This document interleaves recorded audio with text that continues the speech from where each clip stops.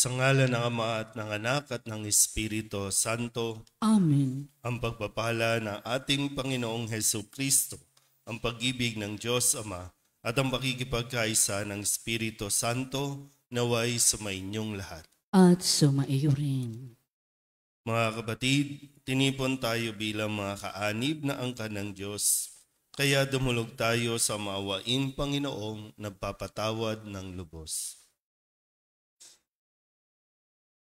Sinugong tagapagpagaling sa mga nagsisisi, Panginoon, kaawaan mo kami. Panginoon, kaawaan mo kami. Dumating na tagapaganyayang mga makasalanay magsisi, Kristo, kaawaan mo kami. Kristo, kaawaan mo kami. Nakaluklok ka sa kanan ng Diyos Ama para ipamagitan kami. Panginoon, kaawaan mo kami. Panginoon, kaawaan mo kami. Kaawaan tayo ng makapangyarihang Diyos, patawarin tayo sa ating mga kasalanan at patnubayan tayo sa buhay na walang hanggan. Amen. Manalangin tayo. Ama naming makapangyarihan, puspusin mo kami ng iyong kagandahang loob upang sa pagmamalabis kami laging tumalikod at sa mga utos mo kami naway makasunod sa iyong patnubay at pagtataguyod sa pamamagitan ni Hesukristo kasama ng Espiritu Santo magpasawalang hanggan. Amen. Magsiupo na po ang lahat.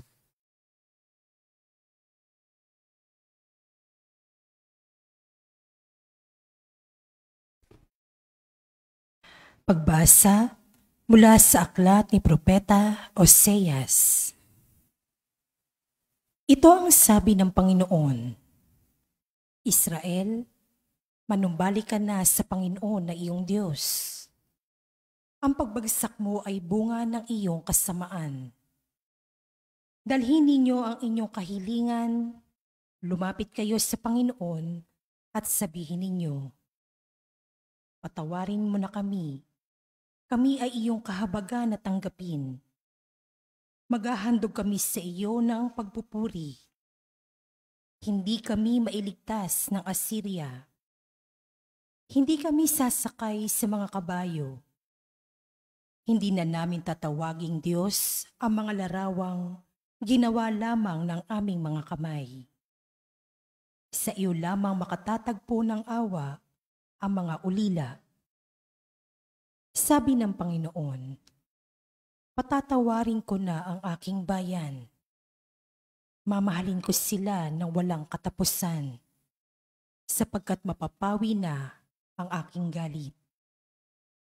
Ako'y matutulad sa hamog na magpapasariwa sa Israel, at mamumulaklak siyang gaya ng liryo. Mag-uugat na tulad ng matibay na punong kahoy. Dadami ang kanyang mga sanga. Gaganda siyang tulad ng puno ng olibo at hahalimuyak gaya ng Libano.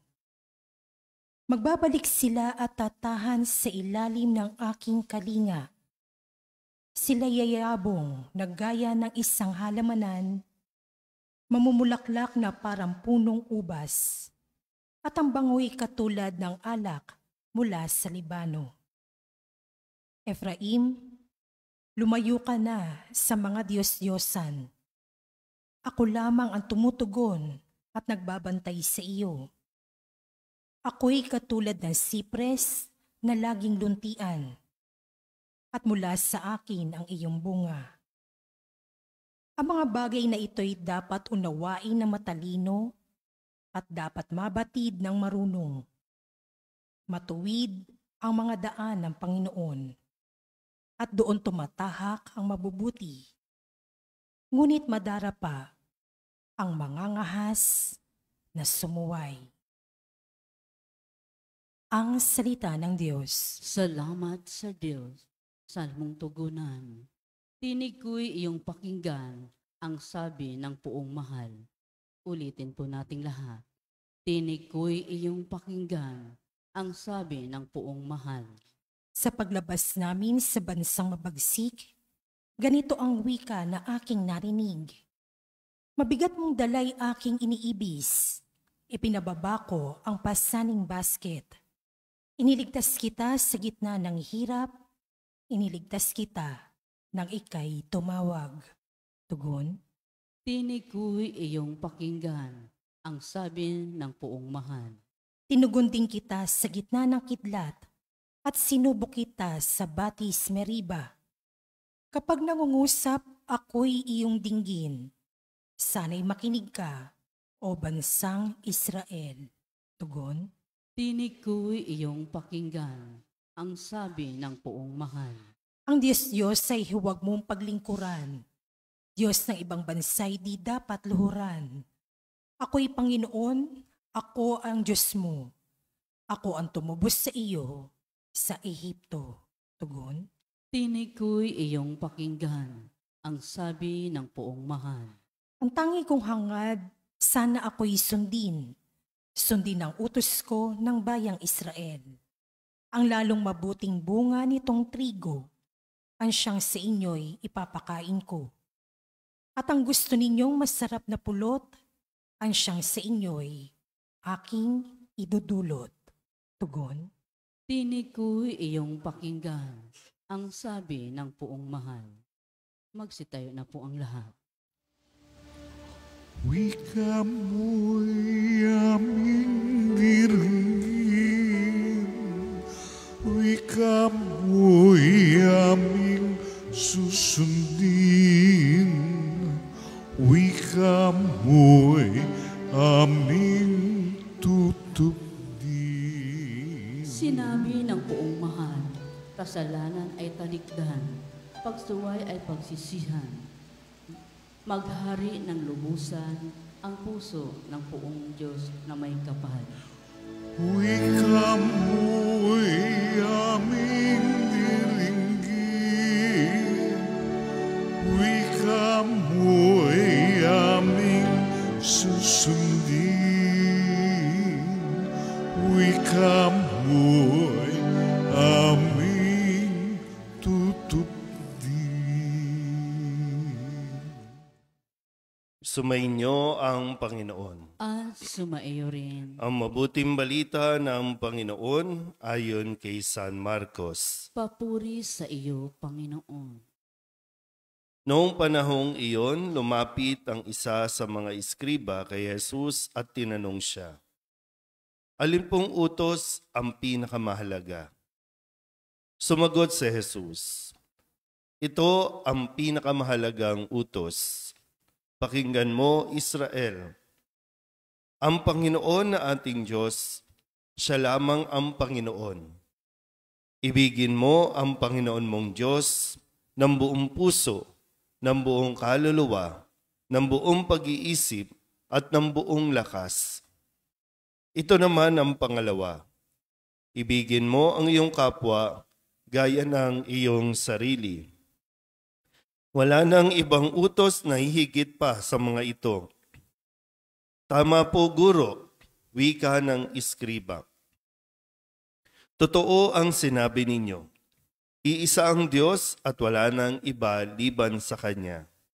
At ang umiibig sa Kanya ng buong puso, buong pag-iisip at buong lakas, at ang umiibig sa kapwa gaya ng kanyang sarili ay higit na mahalaga kaysa magdala ng lahat ng handog na susunugin at iba pang mga hain. Nakita ni Jesus na matalino ang kanyang sagot, Kaya't sinabi niya, malapit ka nang mapabilang sa mga pinagaharian ng Diyos. At wala nang nangahas magtanong kay Jesus mula noon. Ang mabuting balita ng Panginoon. Pinupuri ka namin, Panginoong Hesukristo. Magsiupo na po ang lahat. Isang magandang umaga po sa inyong lahat. Ngayon po ay Biyernes ng 3 linggo ng 40 araw na paghahanda. Muli, naghahandaan natin ang mga mahal na araw, ang pinakamahalagang araw sa atin pong liturhiya, ang paggunita ng pagpapakasakit, pagkamatay at muling pagkabuhay ng ating Panginoong Hesukristo.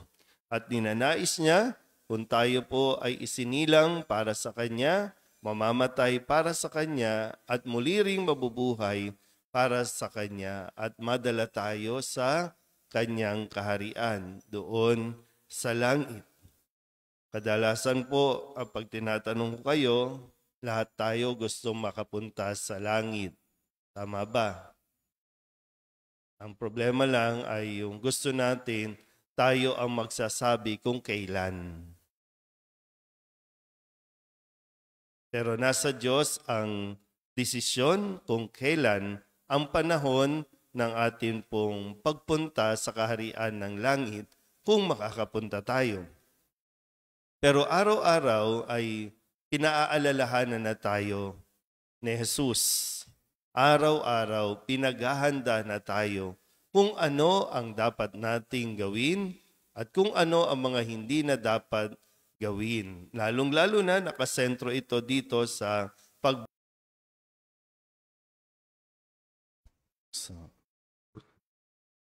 Muli gaya ng nabanggit kanina na yung sentro ay tayo po'y makabalik, makapagsisi ng ating pong mga kasalanan. At ngayong araw na ito ay pinaalalahanan tayo ni Jesus ng pinakamahalagang dapat nating gawin. Gusto natin makarating sa langit. Hindi natin po pwedeng dalhin kung ano man ang ating po mga titulo, mga pangalan, mga achievements, mga recognition at ihaharap natin doon, no? Kung sakali, no, sa pintuan ng langit, papasukin nyo na ako kasi ito yung mga achievements ko, ito yung mga nagawa ko, ito yung mga narating ko. Dahil hindi yun, no? Dahil lang parang titingnan sa atin ay kung paano nga ba tayo nagmahal.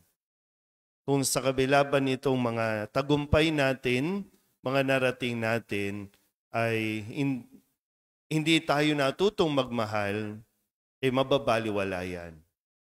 Kasi sabi nga dito, ano ba yung pinakamahalaga? Yan ay magmahal sa Diyos at magmahal sa kapwa. Ang problema lang ay, isang pinagbabaliktad ng tao, mas mahal natin ang kapwa kaysa mahalin ang Diyos. Kapag sinabing minamahal natin ang kapwa, kahit ano ginagawa natin dahil lamang sa pagsunod natin sa tao. Pera, relasyon, kung ano mang mga kapalit na mga material na bagay, mas pinakikinggan natin ang tao dahil sinasabi natin, mas mahal natin ang tao, pero in disguise na mas mahal natin kung ano ang makukuha natin para sa sarili natin. Kaya yung motivation, no? Bakit ba? Bakit natin ginagawa yung paglilingkod, pagsiserve sa simbahan? Bakit natin ginagawa yung mga kawang gawa? Yan ba ay dahil sa pagmamahal natin sa Diyos? O pagmamahal lang natin sa ating sarili at ginagamit natin ng ibang tao para sa pansarili natin? So, masasayang po ang lahat kung, sabi nga dito, itong iskribang ito ay matalino. At dahil yung basihan ni Jesus ng isang taong matalino ay yung marunong siyang magmahal. Marunong siyang ipakita sa pagkilos yung kanyang kaalaman tungkol sa pagmamahal.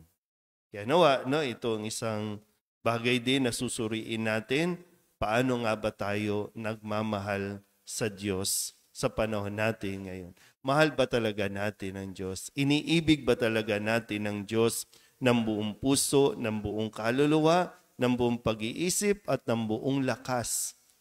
O iniibig lang natin dahil alam natin may makukuha tayo? Iniibig lang natin dahil may hinihiling tayo? Hinihiling sa kalusugan, hinihiling sa pera, hinihiling sa relasyon, o kung ano mang mga pangarap natin sa buhay. Hindi naman po yan ipagdadamot. Hindi naman yan ipagkakait sa atin kung kailangan natin yan. Pero nawa, habang tayo po ay nagiging successful, habang tayo po ay nakakarating sa iba't ibang lugar, nawa mas natututunan natin ang tunay na kahulugan ng pagmamahal. Amen?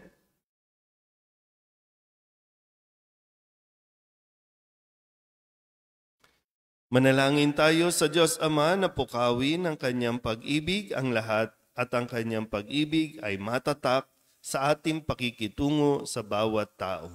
Ang ating pong itutugon, Panginoon, dinggin mo ang aming panalangin. Panginoon, dinggin mo ang aming panalangin.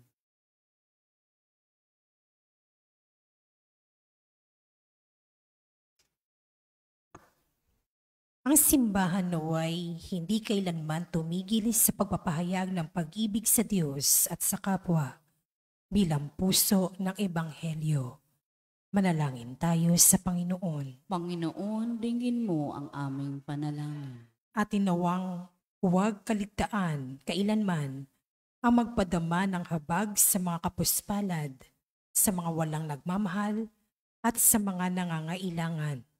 Manalangin tayo sa Panginoon. Panginoon, dinggin mo ang aming panalangin. At inawang pakitunguhan ang bawat tao ng may kabutihang loob at paggalang.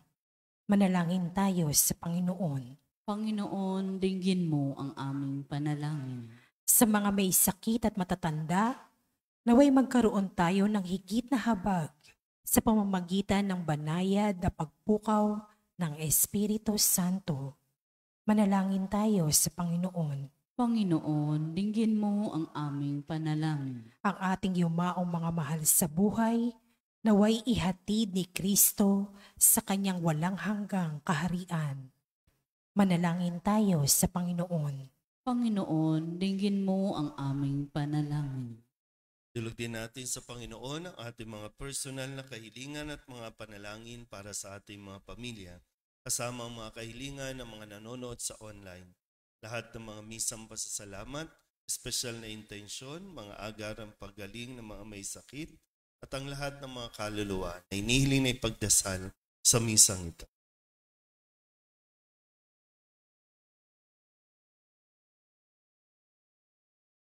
Ang lahat ng ito inihiling namin sa ngalan ni Kristo, aming Panginoon. Amen. Magsiupo na po ang lahat.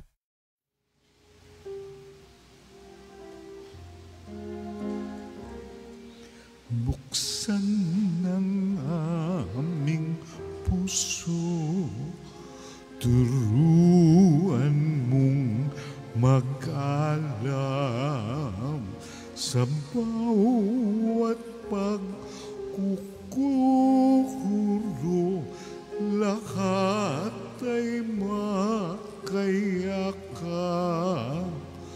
Buksan ng aming isip, sikatan ng liwanag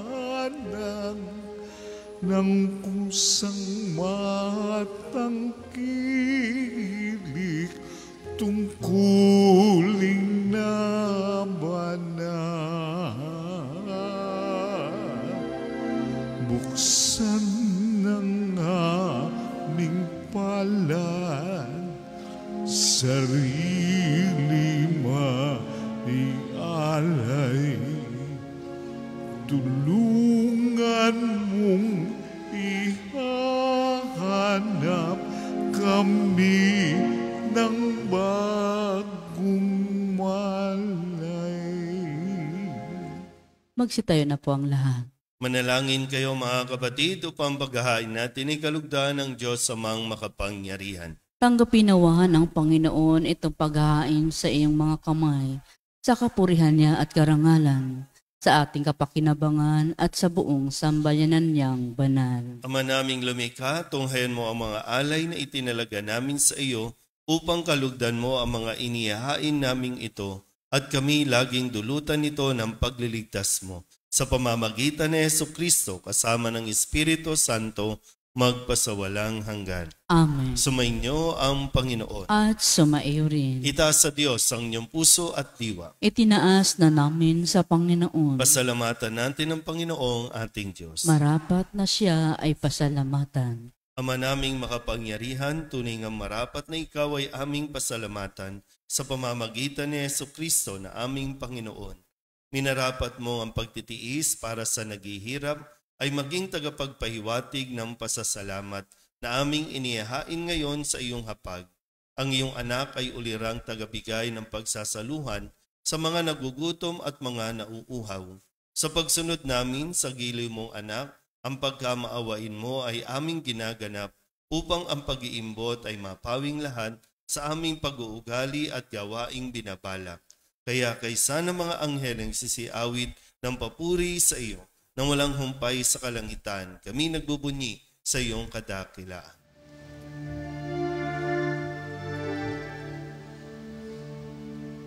Santo, Santo, Santo, Panginoong Diyos na makapangyarihan, napupuno ang langit at lupa ng kaluwalhatian mo.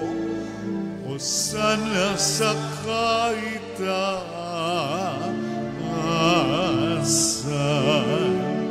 pinagpalang na paririto sa ngalan ng Panginoon. Hosana sa kaitaasan.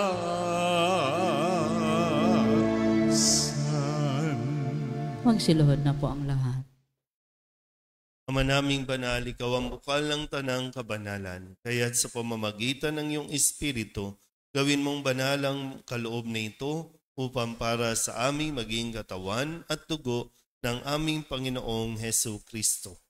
Bago niya pinagtisang kusang loob na maging handog, inawakan niya ang tinapay, pinasalamatan kaniya, pinaghati-hati niya iyon, iniabot sa kanyang mga alagad at sinabi, tanggapin ninyong lahat ito at kanin, ito ang aking katawan na ihahandog para sa inyo.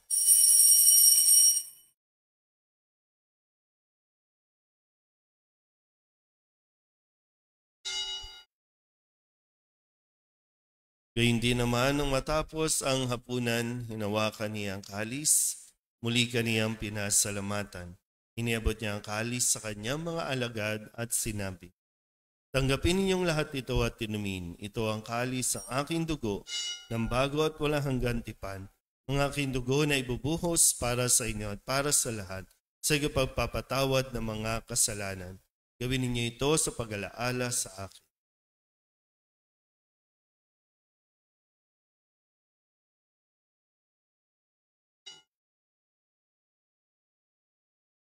Ipagbunyi natin ang misteryo ng pananampalataya. Si Kristo'y namatay, si Kristo'y nabuhay, si Kristo'y babalik sa wakas ng panahon. Ama, ginagawa namin ngayon ang pag-alaala sa pagkamatay at muling pagkabuhay ng iyong anak.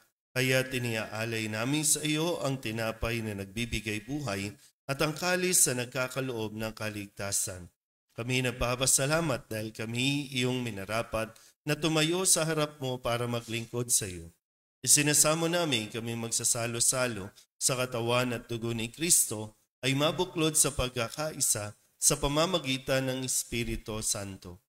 Ama, lingapin mo ang iyong simbahang laganap sa buong daigdig. Puspusin mo kami sa pag-ibig kay San Francisco na aming Papa at ni Jose na aming Obispo at ng Tanang Kaparian. Alalahanin mo si Dolores na tinawag mo mula sa daigdig na ito Nung siya'y binyagan, siya'y nakaisa ni Kristo sa pagkamatay. Ngayong siya'y pumanaw, naway makaisa siya ni Kristo sa pagkabuhay. Alalahanin mo rin ang mga kapatid naming nahimlay na may pag-asang sila'y muling mabubuhay, gayon din ang lahat ng mga pumanaw. Kawaan mo sila at patuloyin sa iyong kaliwanagan. Kawaan mo at pagindapating kaming lahat na makasalo sa iyong buhay na walang wakas. Kaysa ng mahal na Birhen Maria na ina ng Diyos, ng kabiyak ng puso niyang si San Jose. Kaysa ng mga apostol at ng lahat ng mga banal na namuhay dito sa daigdig na kalugod-lugod sa iyo. May pagdiwang nawa namin ang pagpupuri sa ikararangal mo sa pamamagitan ng iyong anak na aming Panginoong Hesu Kristo. Sa pamamagitan ni Kristo, kasama niya at sa Kanya, ang lahat ng parangal at papuri ay sa iyo, Diyos amang makapangyarihan, kasama ng Espiritu Santo, magpasawalang hanggan. Amen. Amen. Amen.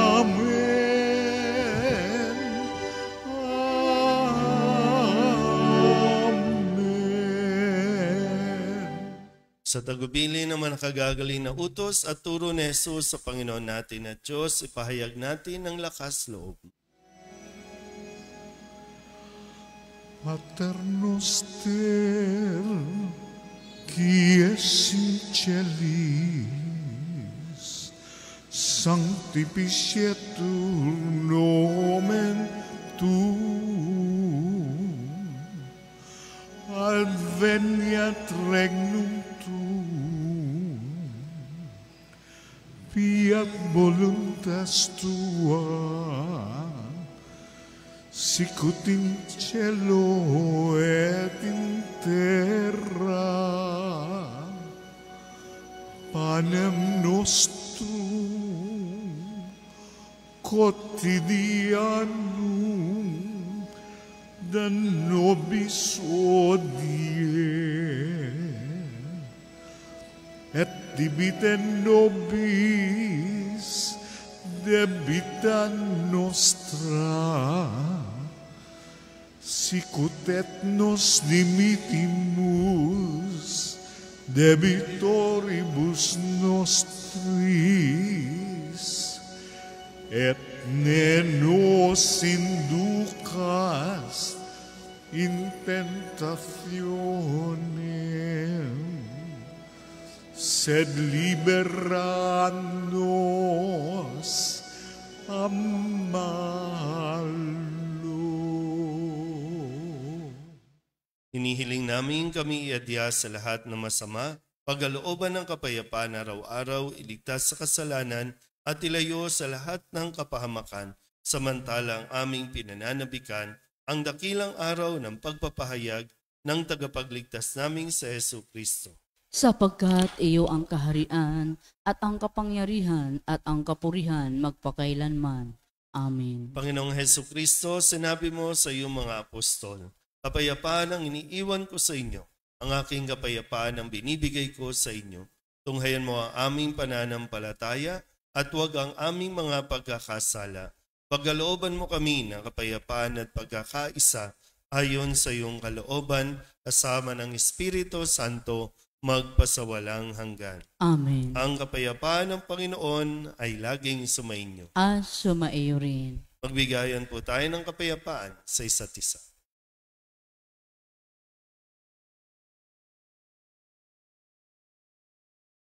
Kordero ng Diyos na nag-aalis ng mga kasalanan ng sanlibutan, maawa ka sa amin. Kordero ng Diyos na nag-aalis ng mga kasalanan ng sanlibutan, maawa ka sa amin. Kordero ng Diyos na nag-aalis ng mga kasalanan ng sanlibutan, ipagkaloob mo sa amin ang kapayapaan. Magsiluhod po ang lahat.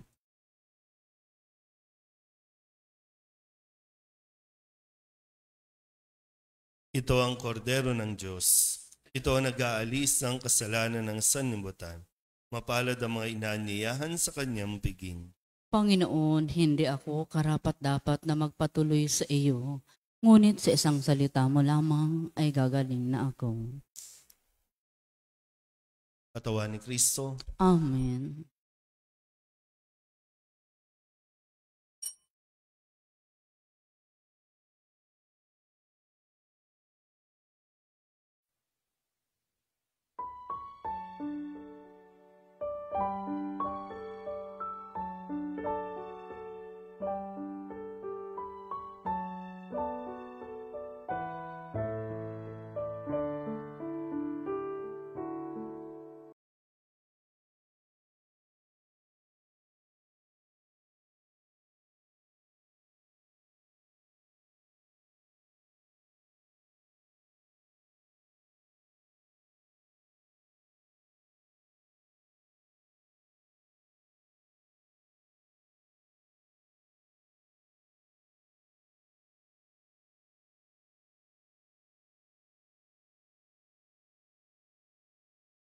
Magsitayo na po ang lahat.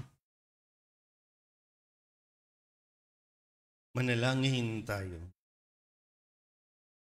Ama naming mapagmahal, padaluyin mo sa buo naming katauhan ang iyong ginaganap para sa aming kapakanan upang sa pagsasalo namin sa pakikinabang ang ganap mong pagliligtas sa aming makamtan sa pamamagitan ni Jesucristo kasama ng Espiritu Santo magpasawalang hanggan. Amen. Sumainyo ang Panginoon. At sumaiyo rin. At papalain kayo ng makapangyarihang Diyos, Ama at Anak at Espiritu Santo. Amen. Tapos sa banal na misa, humayo tayo sa kapayapaan ni Kristo. Salamat sa Diyos. Magandang umaga.